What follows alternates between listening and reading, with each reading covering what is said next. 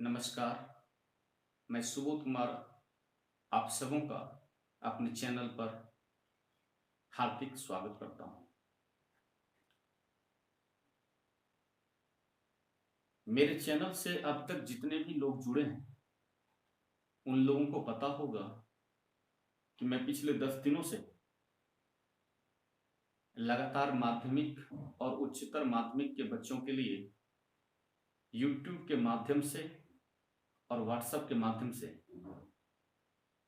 Video बनाकर उनकी पढ़ाई में कहीं ना कहीं अपना थोड़ा बहुत योगदान करना चाह रहा हूं। और इसी कड़ी में आज मैं क्लास 10 के बच्चों के लिए एक छोटा सा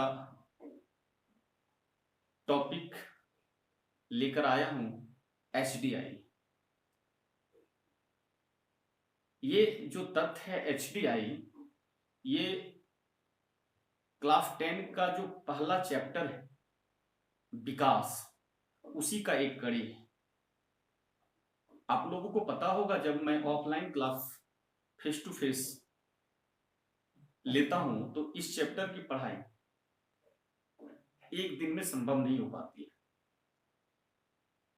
तो जब ऑफलाइन में ये संभव नहीं है तो ऑनलाइन में भी ये संभव नहीं होगा। इसलिए ये विकास चैप्टर का ही एक भाग है जिसमें आज हम लोगों को पढ़ना है HDI, ह्यूमन डेवलपमेंट इंडेक्स। इसलिए बिना ज्यादा समय बर्बाद किए सीधे टॉपिक पर आता हूं। HDI क्या है, ये क्यों निकाला जाता है, ये HDI किनके द्वारा बनाया गया है, इस HDI के क्या मापक हैं यानी पैमाना है, इन बिंदुओं पर प्रकाश डालूंगा। भारत की स्थिति क्या है, भारत के पड़ोसी देशों की स्थिति क्या है HDI के मामले में, और दुनिया के कौन सा देश टॉप पर है और कौन सा देश बॉटम में है। तो आज के वीडियो में HDI पर फुल फोकस होगा। आप लोग ध्यान से मेरे वीडियो को देखें और इसका लाभ उठाएं।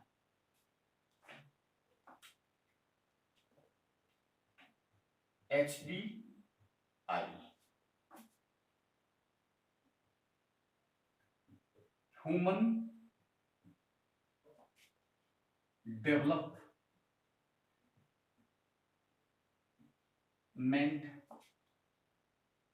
इंडेक्स, हिंदी में इसे मानव विकास सूचकांक कहते हैं। यानी कि ये एक ऐसा सूचकांक है, इंडेक्स है। इंडेक्स को समझेंगे, index is just like the unit of measurement और you can say symbol of measurement. तो ये एक स्टैटिकल सांख्यिकीय माप है, सांख्यिकीय सूचकांक है जो मानव के विकास को मापेगा। सबसे पहले डेफिनेशन देख लेते हैं, उसके बाद एग्जांपल दे करके और बाकी तथ्यों पर इस पर चर्चा करेंगे। सबसे पहले देखें इसका डेफिनेशन क्या होना चाहिए, यानी इसका मीनिंग क्या है।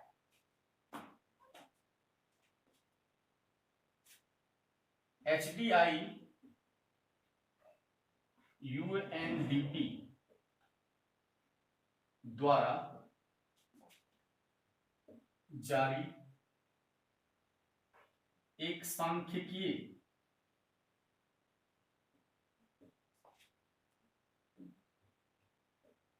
सूचकांक है जो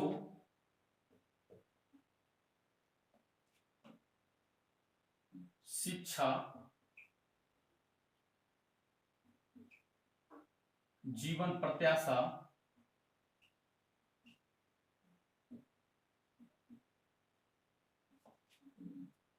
तथा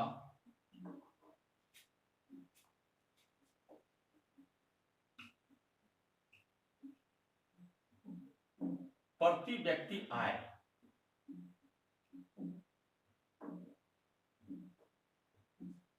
के आधार पर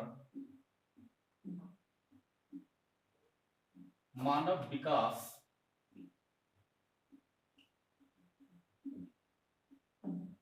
का माप करता है।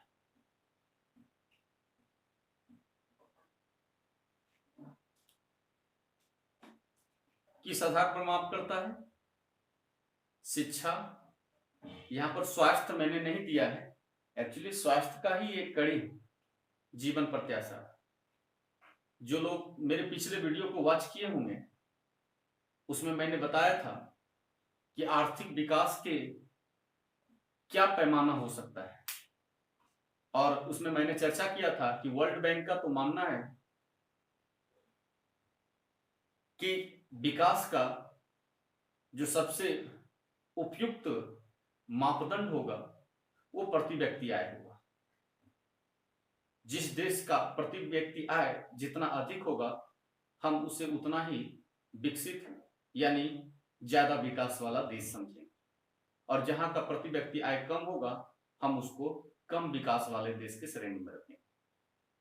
लेकिन उसमें मैंने चर्चा किया था कि यूएनडीपी ने आर्थिक विकास का एक अलग मापदंड रखा है। यूएनडीपी के अनुसार कोई भी देश विकास कर रहा है या ना कर रहा है उसका माप, उसका पैमाना केवल प्रति व्यक्ति आय नहीं हो सकता है। प्रति व्यक्ति के आय के साथ साथ शिक्षा और स्वास्थ्य को भी इसमें शामिल किया जाना चाहिए। यानी कि जिस देश में प्रति व्यक्ति आय, शिक्षा और स्वास्थ्य तीनों क्षेत्र में लगातार इंप्रूवमेंट करके दिखा रहा है वो विकास कर रहा है, और जहां पर ये शिक्षा, स्वास्थ्य और आय का स्तर बहुत ऊंचा है वो देश विकास के मामले में भी ऊंचा है, यानी कि आगे है। और जहां ये तीनों कम है वो विकास के मामले में पीछे है। और चूंकि मैं यहां लिख रहा हूं कि एचडीआई किसके द्वारा जारी किया जाता है, तो यूएनडीपी के द्वारा जारी किया जाता है। तो यूएनडीपी का कहना है कि शिक्षा, स्वास्थ्य और प्रति व्यक्ति आय को हम विकास का मापक एक पैमाना मानेंगे, तो इसका मतलब है एचडीआई के अंतर्गत भी इन्हीं तीनों चीजों को रखा जाएगा। यानी कि यूएनडीपी और एचडीआई का जो मेजरमेंट है वो एक ही है, क्योंकि एचडीआई जारी ही होता है यूएनडीपी के द्वारा। तो जो आर्थिक विकास का वहां पर हमने परिभाषा दिया था यूएनडीपी के द्वारा, वही आज के एचडीआई में भी पढ़ना है। अब एक बिंदु पर आते हैं कि इस एचडीआई को बनाया कौन, किसके द्वारा ये निर्मित किया गया। तो एचडीआई का निर्माण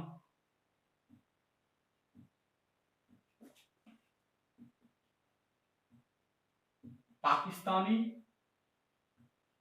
अर्थशास्त्री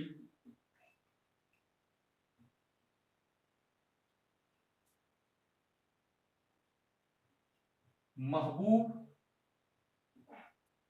उल हक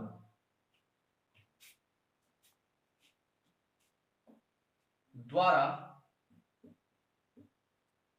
1990 में किया गया था।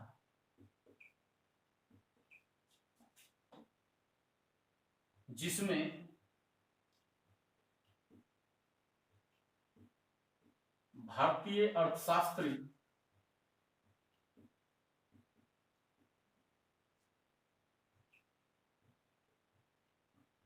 अमर्त्य सेन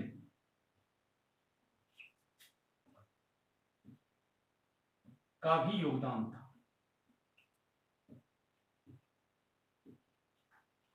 जब अमर्त्य सेन का नाम आ ही गया तो थोड़ा जान लें कि अमर्त्य सेन भारत के पहले अर्थशास्त्री थे जिसे दुनिया का सबसे बड़ा अवार्ड नोबेल प्राइज दिया गया। वो कब? 1998 में। और किस लिए? इन्होंने कल्याण के क्षेत्र में बहुत सारा रिसर्च किया है और कल्याण से संबंधित इनकी विचार पूरी दुनिया में सराहा गया है। इसी को ध्यान में रखते हुए इन्हें नोबेल प्राइज 1998 में दिया गया। और इनके बाद इसी वर्ष दूसरे व्यक्ति हुए अभिजीत बनर्जी, उनको गरीबी के क्षेत्र में काम करने के लिए इसी वर्ष नोबेल प्राइज दिया गया है। इनके साथ इनकी वाइफ को भी मिला है। हालांकि ये भारतीय मूल के हैं, ये भारत में रहते नहीं हैं, अमेरिका में रहते हैं। खैर, मुझे एसडीआई पर रहना है। एसडीआई को अच्छे से समझने के लिए मैं एक एग्जाम्पल देना चाहूंगा। मान लेते हैं ए और बी दो फैमिली है।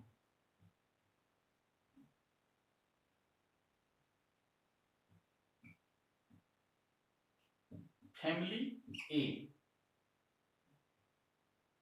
और एक फैमिली बी, ये दो फैमिली है।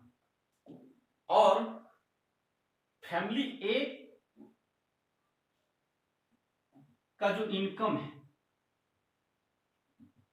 वो 60,000 है। फैमिली ए का इनकम कितना है? 60,000 है। और यहां पर पीपुल यानी लोग 5, जिसमें लिटरेट पढ़े लिखे 2 है और इलिटरेट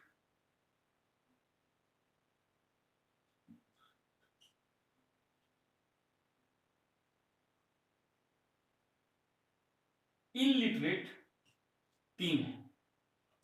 ऐसी स्थिति में अगर हम प्रति व्यक्ति आय देखें, पर कैपिटा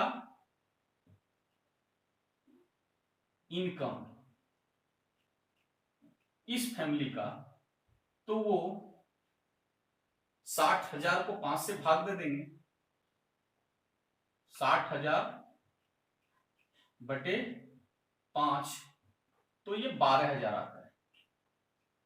प्रति व्यक्ति आय कितना निकला इसका? 12,000।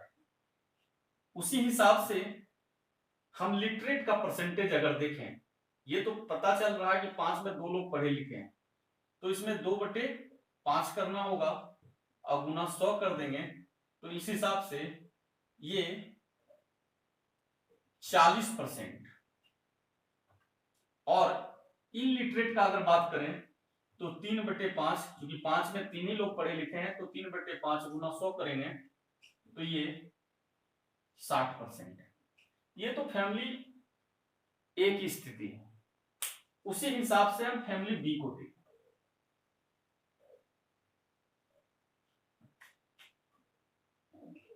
फैमिली बी, परिवार बी को देखें। यहां का इनकम थोड़ा कम है, 45,000, और यहां पर पीपुल लोगों की संख्या भी थोड़ी कम है, 3। लिटरेट लोग इसमें 2 है और इलिटरेट 3 है। ऐसी स्थिति में यहां जो पर कैपिटा इनकम होगा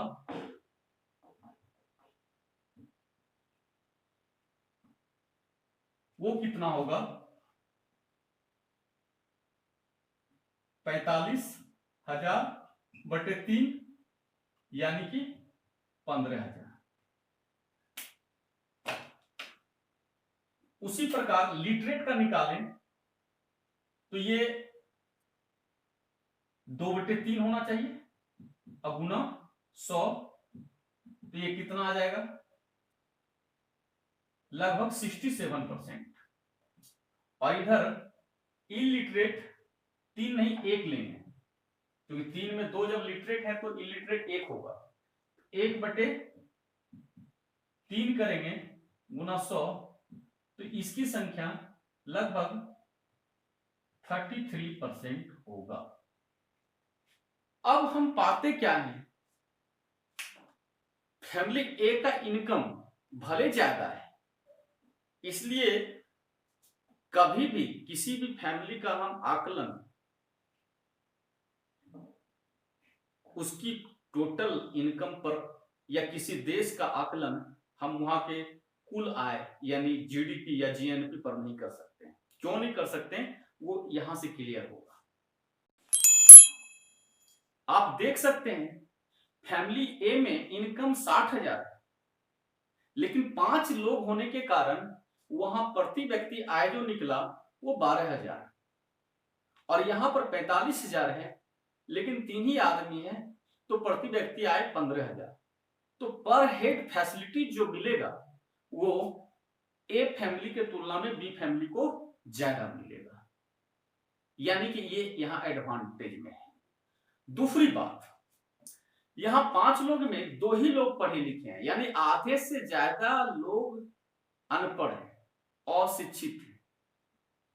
अब ऐसी स्थिति में हम देख रहे हैं क्या कि यहाँ पढ़े लिखे लोगों का परसेंटेज 40 निकल रहा है और यहां पर 3 में 2 पढ़े लिखे हैं, तो यहां पर जो परसेंटेज निकल रहा है वो 67 निकल रहा है और अशिक्षित का यहाँ 60%, तो इसका उल्टा यहाँ अशिक्षित का 33%।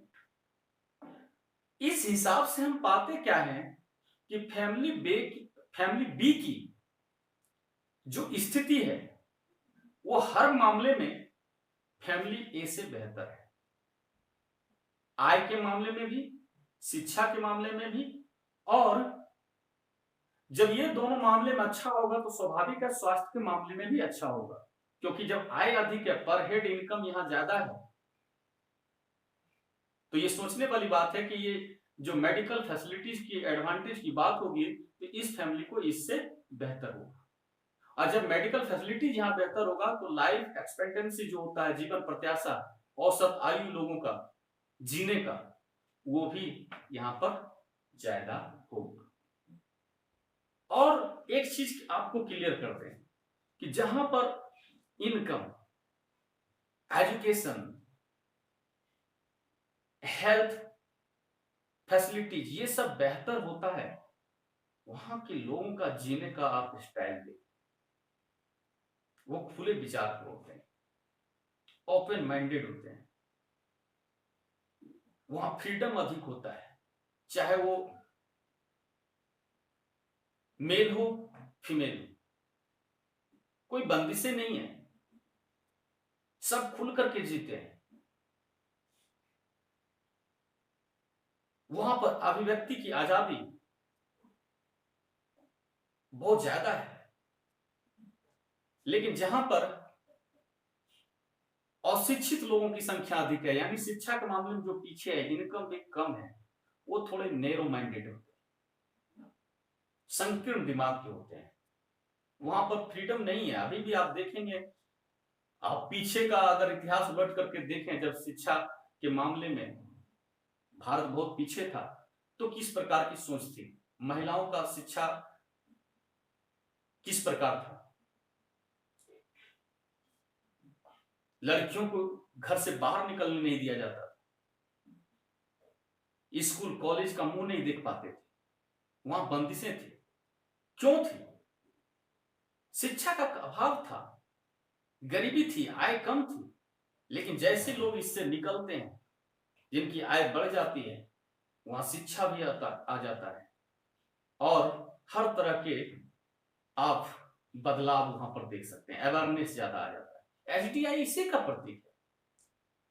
जिन देशों का एचडीआई अधिक होगा, इसका मतलब है कि वहां पर फ्रीडम अधिक है, वहां पर खुलापन ज्यादा है। आप दुनिया के खास करके यूरोपियन कंट्रीज को ले लीजिए, वो बहुत आगे निकल चुका है, वहां आय बहुत अधिक है, शिक्षा, स्वास्थ्य सब मामले में आगे है। वहां का लाइफ स्टाइल को देखिए, और उस तुलना में भारत अभी भी इस मामले में बहुत पीछे है। यहाँ का लाइफ स्टाइल देखिए, और इससे भी खराब स्थिति में, भारत से भी खराब स्थिति में आपको अफ्रीकन देश मिलेंगे, जिसमें आप बुरुंडी को ले सकते हैं, नाइजीरिया को ले सकते हैं, लीबिया को ले सकते हैं, केनिया, जिम्बाब्वे, इन सब देशों को ले सकते हैं। इनकी स्थिति हमसे भी बदतर है, भारत से भी बदतर है। वहां का एसडीआई मानव विकास सूचकांक बहुत ही नीचे है। इस पर थोड़ा चर्चा करेंगे। पहले आप इस चीज को देख लिए, इससे समझ गए होंगे। इसी हिसाब से हम देश के संदर्भ में भी इस एग्जांपल का यूज कर सकते हैं। अगर दो देश है, कंट्री ए और कंट्री बी, और यदि कंट्री बी की स्थिति ऐसी है और कंट्री ए की स्थिति ऐसी है, तो हम कंट्री बी को कंट्री ए से बेहतर पोजीशन में मानेंगे। वहां का मानव विकास बी का के कंपैरिजन में बेहतर होगा। यानी ए का कंट्री का मानव विकास कंट्री बी से बेहतर माना जाएगा। कोई अगर इसमें प्रॉब्लम होगा तो आप कमेंट करके हमें रिमाइंड करेंगे, ताकि इस कमी को मैं अगले वीडियो में दूर करूं। अब प्रश्न उठता है, एचडीआई के मामले में किस देश की क्या स्थिति है? स्वाभाविक है कि जहां पर शिक्षा, स्वास्थ्य और प्रति व्यक्ति आय सबसे अधिक होगा, वो देश सबसे ऊपर होगा। और जहां सबसे खराब स्थिति होगी इन तीन चीजों का, वो देश सबसे नीचे होगा। तो उसी कड़ी में हम लोग को जानना है कि सबसे ऊपर कौन है, सबसे नीचे कौन है, और हमारा देश भारत किस स्थान पर स्थित है। तो एक मैं डेटा बोर्ड पर लिखने जा रहा हूं, आप लोग ध्यान से देखेंगे।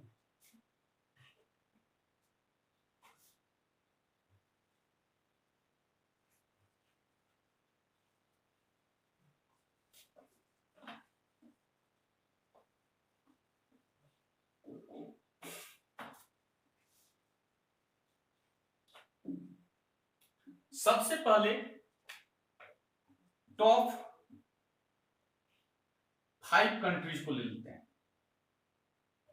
जिसमें एक नॉर्वे, ये नंबर 1 पर है, फर्स्ट रैंकिंग इसी को हासिल है।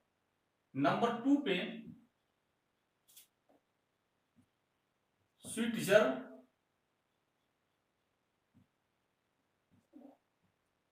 स्विट्जरलैंड, थर्ड पे ऑस्ट्रेलिया, फोर्थ पे आयरलैंड, और फिफ्थ पे जर्मनी। ये 5 टॉप कंट्रीज को हम लिए हैं, जिसमें आप देख रहे हैं कि नॉर्वे नंबर 1 पे है, 2 पे स्विट्जरलैंड, ऑस्ट्रेलिया 3 पे, आयरलैंड 4 पे और जर्मनी 5 पे। अगर हम एचडीआई का जो मेजरमेंट जो किया जाता है, उसमें एचडीआई का जो वैल्यू होगा वो 0 से 1 के बीच में होगा। अब ये कैलकुलेशन कैसे करते हैं, तो फिर इसमें टाइम लग जाएगा, कम से कम 10 से 15 मिनट इसी में चला जाएगा कि इसका कैलकुलेशन कैसे करते हैं।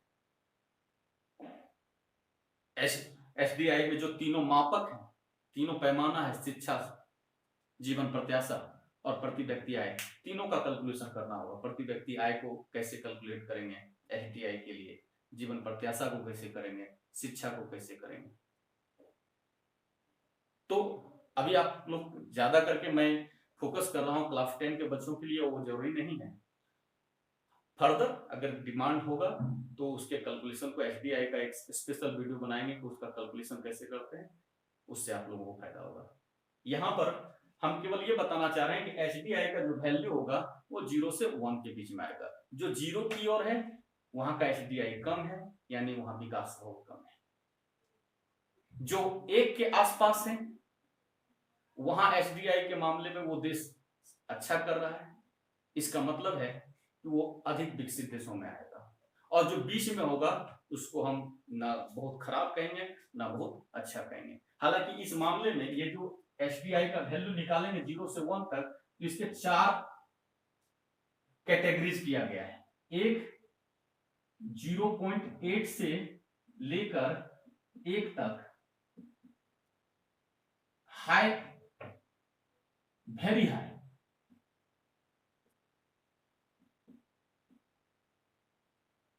यहां का एचडीआई हम सबसे ज्यादा मानेंगे।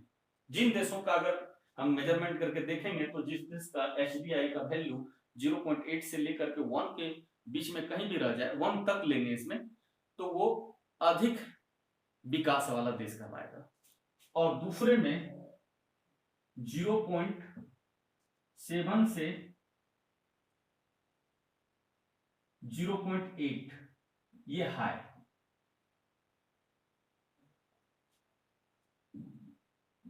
यहां पर इससे और इसके बीच का देखना है, 0.7 से 0.8 के बीच का, यानी 0.8 को नहीं लेंगे, 0.8 इसमें चला जाएगा, 0.7 से लेकर के 0.8 तक। तीसरा 0.5 से 0.7 ये मॉडरेट होगा।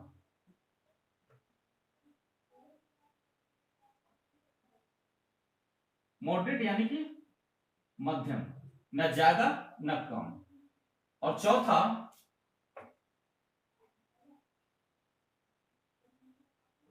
लेस देन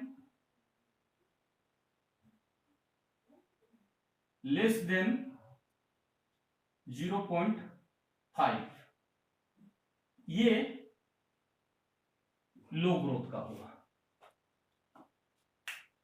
अब ये जो टॉप 5 कंट्रीज है, इसमें नॉर्वे का अगर हम देखें, ये 0.956 है।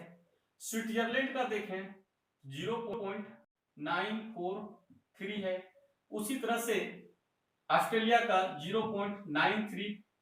इस तरह का डेटा है, पूरा डेटा दिमाग में रहता नहीं है। तो ये देख रहे हैं, इन तीनों का भी जो मैंने दिखाया है वो सब 0.8 से अधिक है, यानी ये सब हाई ग्रोथ वाले कंट्री है, वेरी हाई ग्रोथ वाले कंट्री हैं, बहुत ज्यादा यहाँ पर विकास हुआ है। यानी कि आप शिक्षा के मामले में देखेंगे ऑलमोस्ट 100 के आसपास होगा। यानी कि इसी का आप देखें, इसका अगर एजुकेशन देखें, एजुकेशन लिटरेट लोगों का परसेंटेज यहाँ 99%। एक आदमी 100 में अगर नहीं पढ़ा, अपवाद, बहुत सारा रीजन हो सकता है। यहीं पर अगर हम पर कैपिटा इनकम देखें, पर कैपिटा इनकम, तो हम पाएंगे ये लगभग $68,350 के आसपास।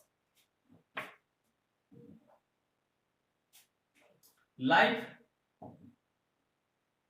एक्सपेक्टेंसी की बात करें, जीवन प्रत्याशा का, तो लगभग 82 ईयर्स है। इसी तरह कमोबेश इन देशों का भी है, थोड़ा सा कम होगा। लेकिन जब हम भारत और भारत के आसपास के देशों का देखेंगे तो हम क्या पाएंगे?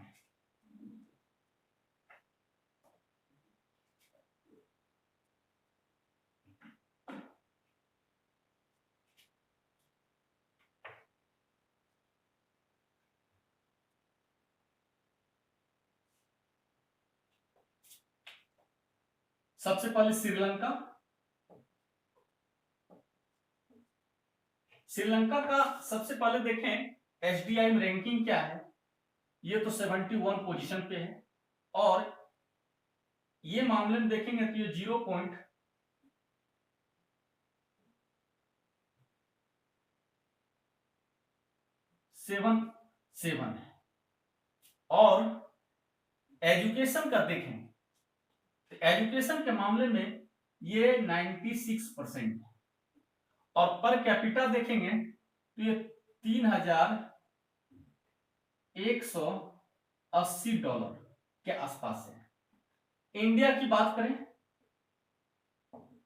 तो इंडिया का रैंकिंग 129 है। यहां का जो एसडीआई है उसका वैल्यू 0.640 है। ये थोड़ा दिमाग में ज्यादा रखना है। लिटरेसी रेट की बात है तो हम पिछले वीडियो में भी बताए थे 74% है। 74.04। और प्रति व्यक्ति आय की बात करेंगे तो ये $1820 है। कहीं $1820, 2000 से भी कम। और कहीं आप नॉर्वे का पर कैपिटा इनकम देख रहे हैं। हालांकि इस देश में, इन देशों में किसी का हो सकता है नंबर 1 पर ये नॉर्वे है, इससे भी ज्यादा किसी देश का पर कैपिटा इनकम हो सकता है। लेकिन हमको तो तीनों चीज को देखना है, पर कैपिटा इनकम को भी देखना है, एजुकेशन को भी देखना है, और लाइफ एक्सपेक्टेंसी को भी देखना है। उसी हिसाब से हम इसके बगल में बांग्लादेश को देखें तो बांग्लादेश का लाइफ एक्सपेक्टेंसी ये 0.602 और लिटरेसी रेट वगैरह उतना नहीं है दिमाग में, लेकिन रैंकिंग जरूर है, ये 134। उसी हिसाब से पाकिस्तान का देखेंगे, पाकिस्तान का 147। तो ये सब भारत के आसपास का कंट्री है। नेपाल एक छूट गया, नेपाल इसके बीच में ही दे देंगे। नेपाल, इसका रैंकिंग 144। तो आप देख पा रहे हैं भारत के आसपास जो पड़ोसी देश है, उन देशों में श्रीलंका एक छोटा सा देश है, लेकिन एचडीआई के मामले में भारत से अच्छा है। और बाकी जो बांग्लादेश, नेपाल, भूटान, पाकिस्तान, इन सब देशों की बात करें तो भारत से पीछे है। और एशिया का औसत अगर निकाल करके देखें तो वो औसत लगभग 0.58 निकलता है, और भारत का औसत, भारत का जो यहाँ एचडीआई है वो 0.640 है। यानी कि एशिया के औसत एचडीआई से भारत बेहतर स्थिति में है। और इस हिसाब से हम देखें कि भारत एचडीआई के मामले में कहां पर टिकता है, तो नंबर 1 पर भी नहीं है, वेरी हाई ग्रोथ में भी नहीं है, हाई ग्रोथ में भी नहीं है, मॉडरेट में है ना। यानी यहाँ ये विकास के मामले में ना बहुत अच्छा है ना बहुत खराब है, ये बीच में।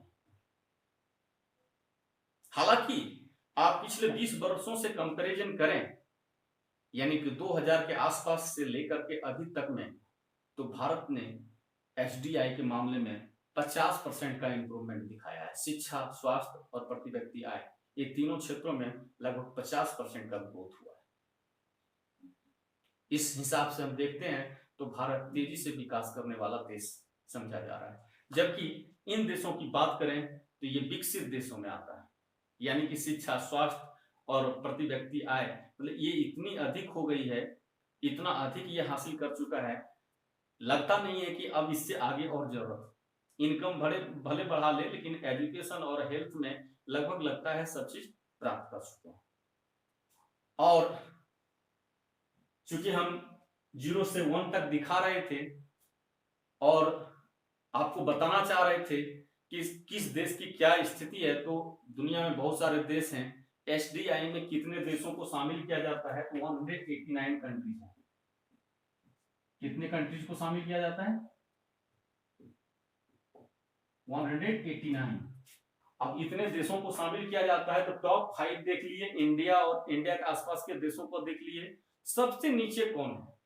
तो सबसे नीचे जो 189 के पोजीशन पर है वो है बुरुंडी। ये बता रहे थे अफ्रीकन महादेश का एक छोटा सा देश है जो सबसे नीचे है। 189 इसका पोजीशन है। और एचडीआई के मामले में इसकी जो एचडीआई जो इंडेक्स निकालते हैं वो लगभग 0.43 है, यानी कि लेस देन 0.5 है, यानी कि यहाँ विकास बहुत कम हुआ है। ये मोटे तौर पर हम लोग एचडीआई के बारे में आज स्टडी किए। क्लास 10 के बच्चे पूरे इतने डिटेल में नहीं जाएंगे, तो इतना जरूर दिमाग में रखें कि एचडीआई के अंतर्गत किन मानकों को शामिल किया गया है। तो शिक्षा है, जीवन प्रत्याशा है और प्रति व्यक्ति आय है। ये किसके द्वारा जारी किया जाता है? तो यूएनडीपी किसके द्वारा जारी किया जाता है? यूएनडीपी। यूएनडीपी क्या है? यूएनडीपी क्या है? ये है यूनाइटेड नेशन डेवलपमेंट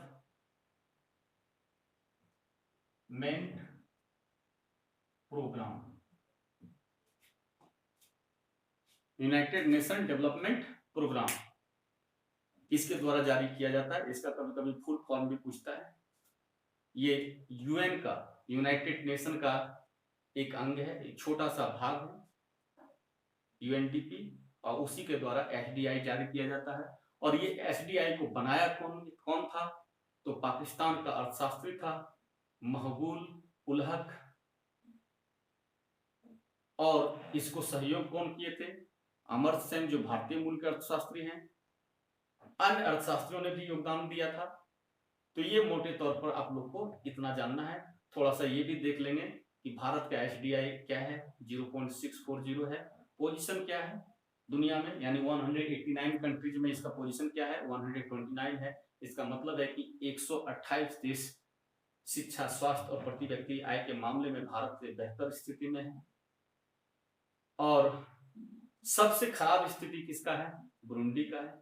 भारत के आसपास में जिन देशों की स्थिति है वो भी जानना है। श्रीलंका ही एकमात्र देश है जो एसडीआई में भारत से बेहतर है।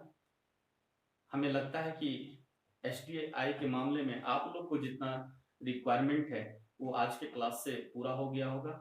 और अगले वीडियो में ये जो हम क्लास 10 का पहला चैप्टर लेकर चल रहे हैं, विकास, उसका अंतिम वीडियो होगा जिसमें हमको 3 बिंदुओं पर मोटे तौर पर चर्चा करना है। एक राष्ट्रीय आय, जिसमें जीएनपी और जीडीपी की चर्चा करेंगे। और दूसरा एक पहलू होगा उसमें औसत आय।